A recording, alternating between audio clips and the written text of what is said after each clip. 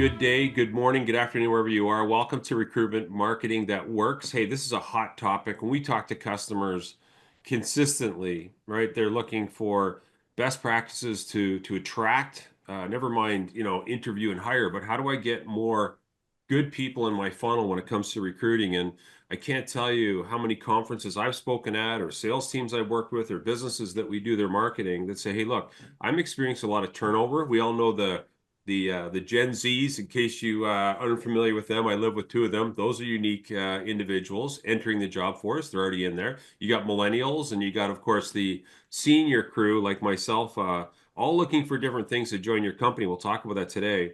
But turnover has really been a challenge, and especially on the sales side as we see it. I'm going to go into the top 4 challenges here that we see, and then we'll go to a poll. Is that okay, Melissa? Yeah, So perfect. as we work with clients and hundreds of different businesses, primarily, as you may know, we work in the technology services sector, but consistently, these are challenges we see. Recruiting, okay? Arguably number 1, number 2 challenge. How do I get the best people? Lead generation. How do I get more conversations with more customers, both existing, by the way, and of course, new.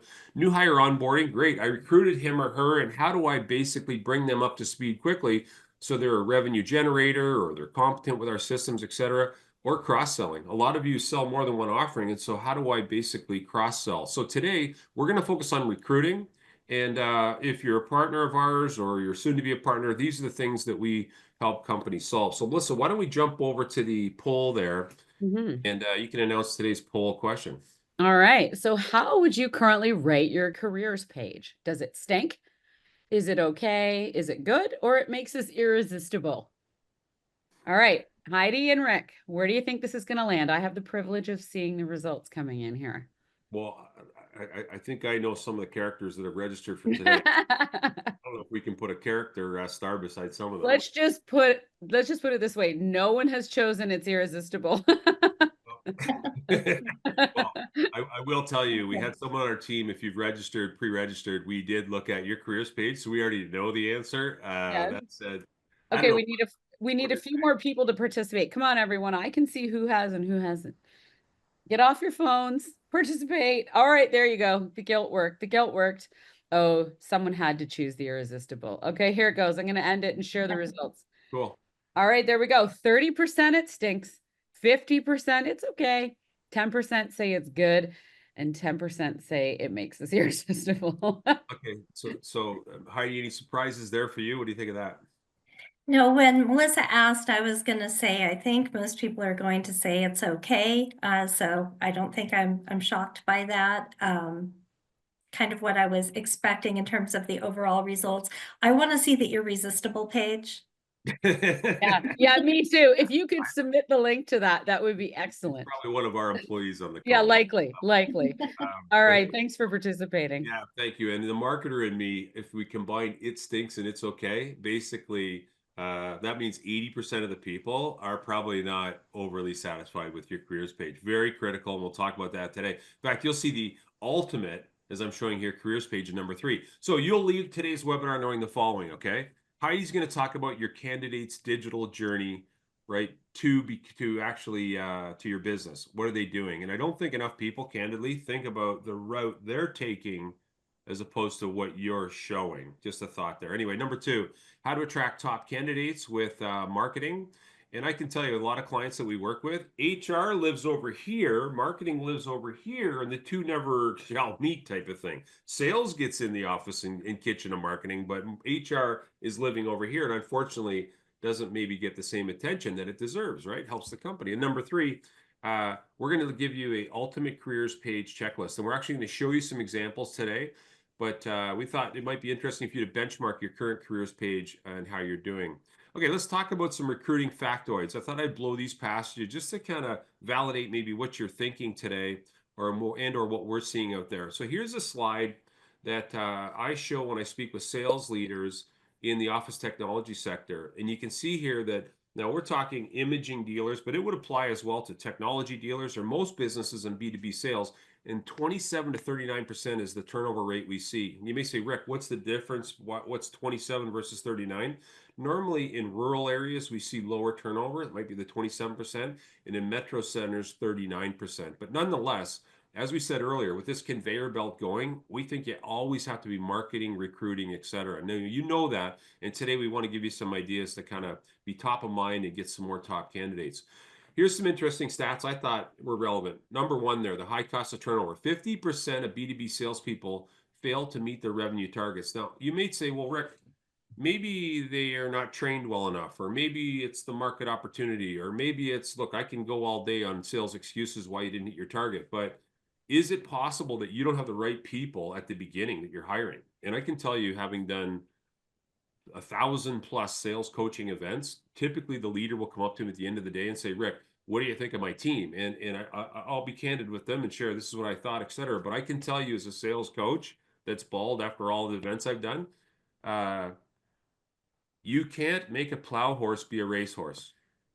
Let me leave it at that. Okay. You need to start with talent and then build on that. Now, I'm not saying hard work, ethic, and all those things. I'm just generalizing here. You get the right person, boom, quicker to success. Number two, lost productivity. It takes a new employee 1 to 2 years, 1 to 2 years here to reach the productivity level of existing employees. So what we're saying here is, like, we got to manage turnover, of course, but getting the right person in, get them accelerated quicker. We can get quality people in. So we want to help you do today. Number three, time to hire. On average, it takes 44 days to fill a position. So earlier I mentioned, are we reactive or proactive in the marketing of our recruiting? Think about it, because you can't start cold and expect to get good people. Now, as I mentioned earlier, I live with 2 Gen Zs, and you got millennials that now represent, a large portion of the workforce. But for those of us that are a little tenured, look at these stats here, right? Think about these younger people in our business. 87% consider professional development or career growth opportunities to be very important. Now, as I hit you with these stats, start to think about what you're showing on your social channels, what you're showing on some of these job boards or job sites. What does your career page look like? Are we speaking to the people, right? 85%, the second stat there in the middle, 85% access the internet from their phones. Now, if you want to break out of here and do a quick exercise on your phone, try it if you want. Go to your website, go to your careers page, and see how it looks on the mobile phone. I can tell you that based on the age band we're showing here, probably 80–90% of them are absolutely going to your page, your careers page on your phone. And a lot of the websites now, unfortunately, aren't optimized for mobile. So you're going to spook them right there at that first interview, like Heidi's going to talk about. The third stat on the right, 85% actively use social media platforms during their job search. And so if you're on the call right now and the last time you posted was, season's greetings, you might not be positioning yourself in the eyes of today's, social person. And so lastly, I wanted to just say that, we asked Heidi to come in today because Heidi has the absolute yellow brick road that your candidates are taking to to apply for your business. And Heidi, I'm setting a very high expectation. I'm just teasing here, but I wanted to give you a little background on Heidi and why we thought this would be a great segment. And I'll come back later and I'll talk about, a little more about marketing and careers page, etc. But Heidi comes to us with, how many years did you say with Monster again? Was it 16? 16, yeah. Okay, 16 years working with a wide range of employers, from SMBs to Fortune 500, working with students, graduates, people that are in the workforce now. Done a lot of work with colleges and career recruiting type profile people. So she gets that side of recruiting. Was recently a CXO, Chief Experience Officer, with a great dealership in Fargo, North Dakota called Liberty Business Systems. And is now doing consulting work with us and with in the industry using technology like automation technology, AI, etc., to help people gain visibility, drive prospects, lead generation. Oh, by the way, assist with recruiting. So Heidi, I thought you'd be a great person to walk through what is the path, candidates would take to our business. Okay, so I'll roll your slides for you here as we know. Perfect. Well, awesome. Thanks for the introduction. I'm excited to be here and part of the Into team. When we're talking about candidates, it really is a buyer's market, and candidates are shopping you too. As Rick has said, you have to market your culture and your opportunities just like you market your products and your services. And so as a quick example, I just went on this morning, I went on to ChatGPT, and I know a couple of Into clients in the technology space.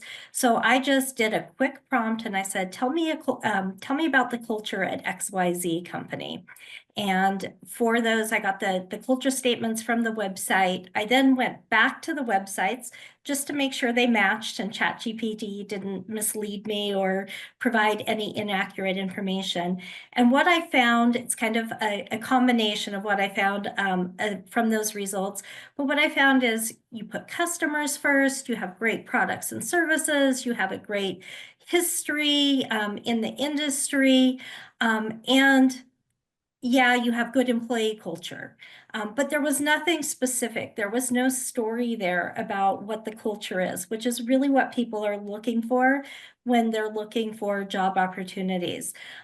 So those other things are really important. You know, it's important that you're an established business and that you care about your customers and all of those things. But those are all kind of generic statements that every business is going to put out there. So you really have to think about what is it that sets your employer brand apart from other businesses. And it needs to be loud, clear, and everywhere. So just as Rick's saying, you know, when you're talking about your sales pipeline, you have to be thinking about your recruitment pipeline and marketing that the same way.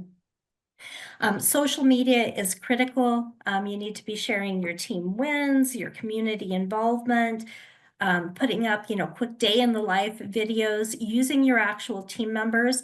And it's not just about what you're saying about your brand. Your team members need to be saying those same things about your brand. They need to be active on social media as well.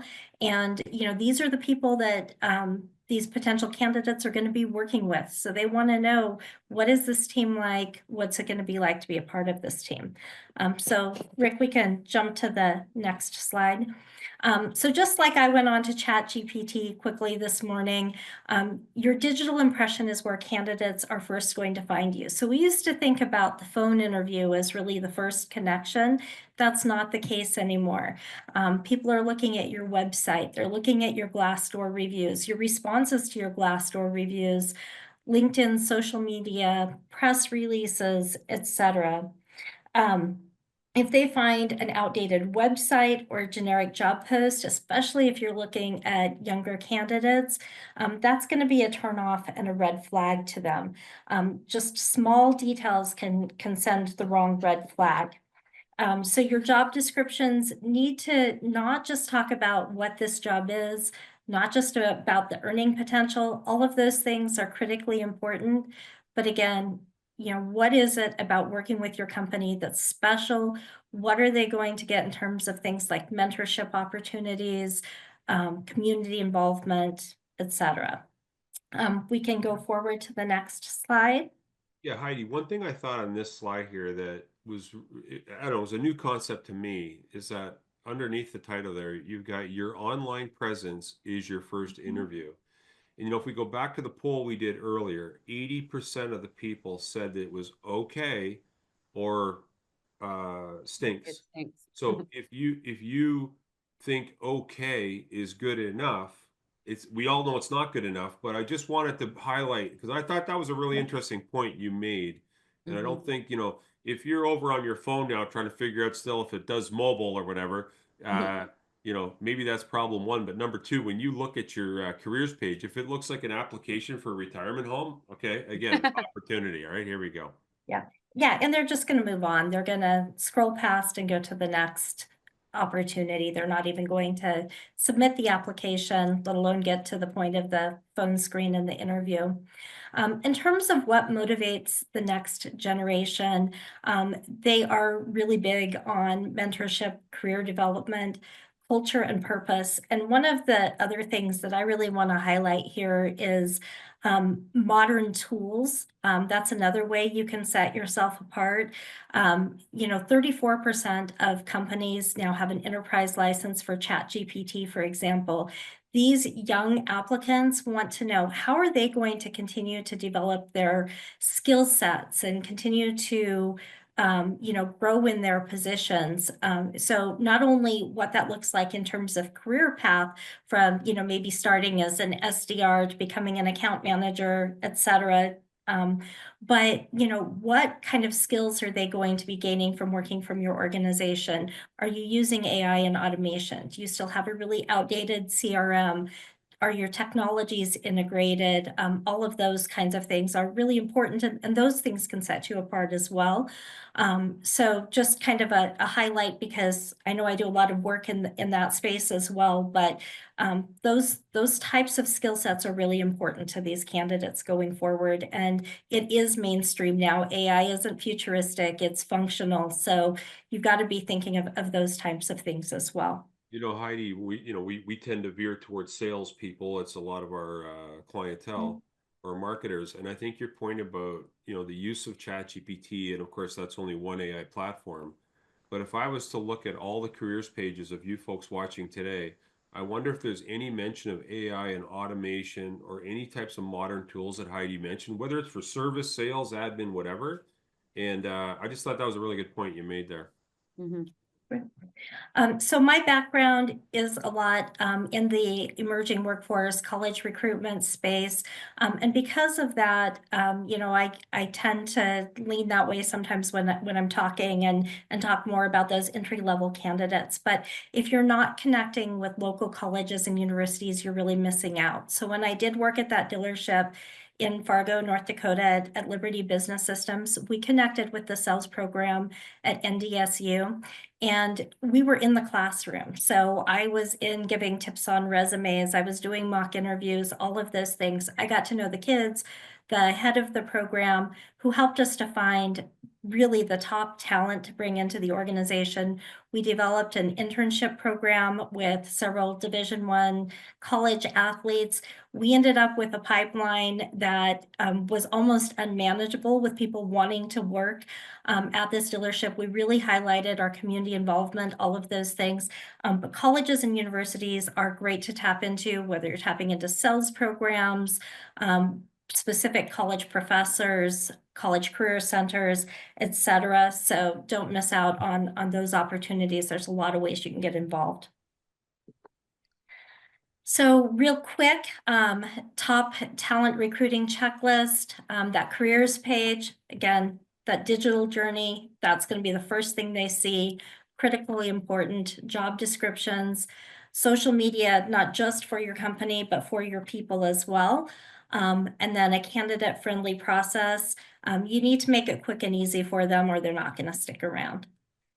No, absolutely. Great points, Heidi. And thanks for sharing your insight on that.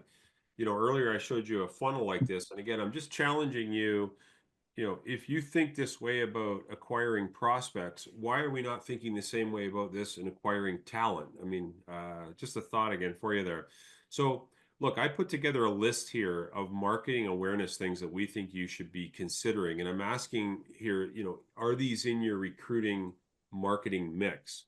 So if I was to look at your last 10 social posts, for example, or your website, would I see your people number one there? Would I see stock photos? And if Heidi's correct, which I'm 1,000% sure you are, that they are a peripheral player looking at you from the through digital lens, I can't tell you how many websites, social media got, stock, multicultural group, happy at office, insert here, and you can read those from a mile away.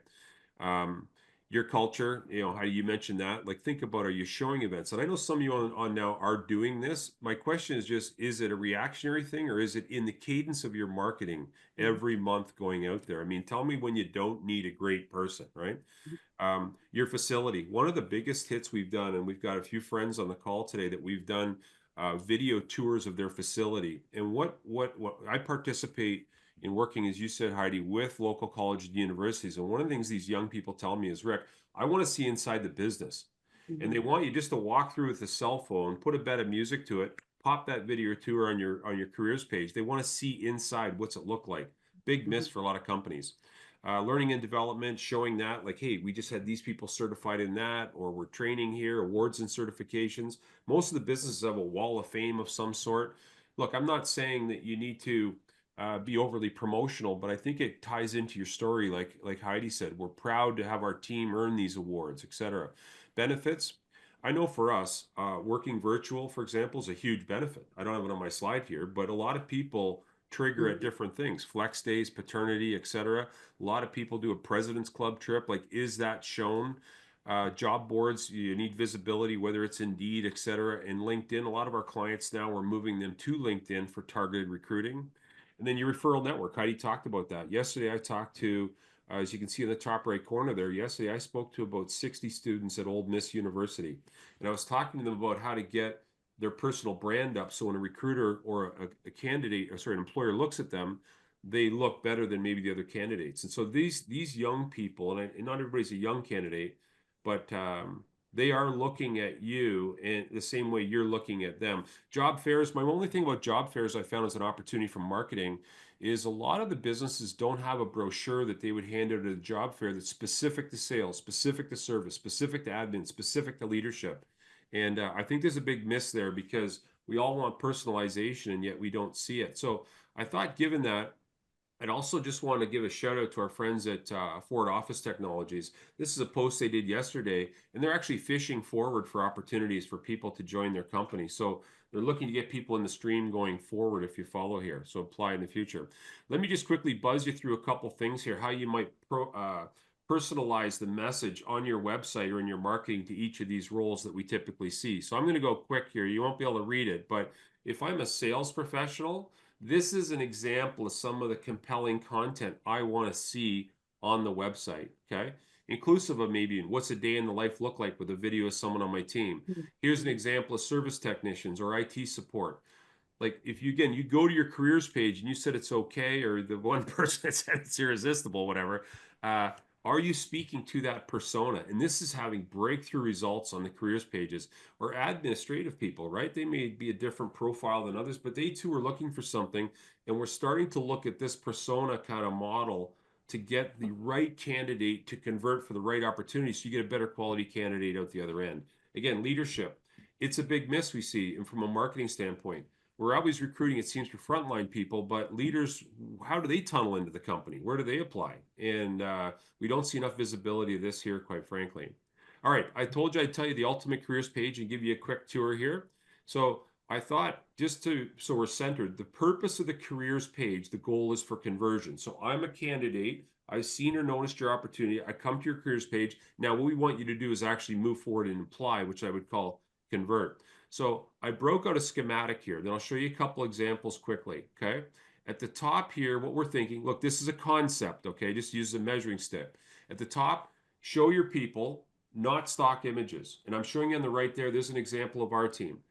Number 2, why join us? 3, a video of the leader talking about, hey, this is what we do. This is our story, like Heidi mentioned. What is the story? Why would I want to work there? Number 4, I mentioned the facility tour. Number 5, staff testimonials. By profile, by the way. Here's what a salesperson says about working there. Here's what right? Number 5, here's where we're going to break out into the personas. Sales has a landing page. Service has a landing page. Admin has a landing page. Leaders have a landing page. Let's speak specifically. You're going to get way more candidates that are higher quality doing this. And then at the bottom there, I just put down, as Heidi mentioned, some stuff like community events, team events, awards, diversity and inclusion, etc. Now, what I'll do quickly is I want to break out and I want to show you a couple pages. Now, I want to be sensitive to the time here, but I want to show you examples of web pages that we've created, okay? So here's an example. Here's our recruiting page. And so when it comes to showing the people, this is a sample video when we asked our people, what do you think or how would you describe working here? Collaboration, creative, Dynamic, inspirational, entrepreneurial, teamwork, sustainability. imaginative. So I won't play the whole video, but you get the feel there. We're showing the real people. Those were camera shy. We created 3D. Let me show you another one quickly. We created this website for a great technology provider in Chicago, okay? Look at, again, their page. You see their people telling their story. Does this look like a place you'd want to win? Here's benefits, or work, sorry. Here's benefits, right? Profiles of the people. See our work down here in terms of profiling. The last one I want to stop you at here is our friends at Atlantic in New York City. Great company, great culture, great spot to work. And we created this video here that, again, anybody could use this type of model on your site. The simple answer to that one, I did a lot of blue collar work before this, working paycheck to paycheck, and I wanted to try to use my skill set to make. So I won't play the whole video, but you can see here how we've created a very personalized experience around these client stories. And this is just an example of some of our work that you could potentially benchmark yourself against. Now, listen, let me just round the corner here for the finish. The last thing I was going to say was a lot of times when we interview somebody, we have a candidate, we either hire them on the left here, as I'm showing, or if we don't hire them, we think you should be dropping them into a sequence, meaning stay in touch with these people. If they're, how many times have we interviewed, we got shortlisted 2 or 3 people, maybe we hired 1, but 2 candidates go away and we never see them again. We think you should stay top of mind. So in closing here, as I finish out, we think your recruiting on the right should mirror your sales funnel on the left. And if it doesn't, maybe there's some opportunities today for you to consider. The other thing is, if you try what we're saying today, I guarantee you this will be your reaction. You just won't believe it. And again, thanks if you're one of our customers at Sell to Win or at Into. We really appreciate it. If you're not, maybe you'll consider us in the future. This is how we showcase our people and our story. Heidi, we got to get you in the picture there as soon as we can. And if you joined us for our last webinar on the AI Showcase, it's online. Melissa will put the link to that in the chat in a minute. Here you are today, and we sure hope you join us for the lead generation webinar coming up. Lastly, our key takeaways. If you would, we wanted you to think like an applicant and not like the employer. And that's why I thought Heidi's section on the path to where they're coming was important. Number 2, always be marketing. Don't make it reactionary. Number 3, update your careers page if you're okay or it's scary, whatever you check. And if you need help, we're always open to help you. So thanks again so much for coming today. We appreciate it. Hopefully we're helping you recruit to win.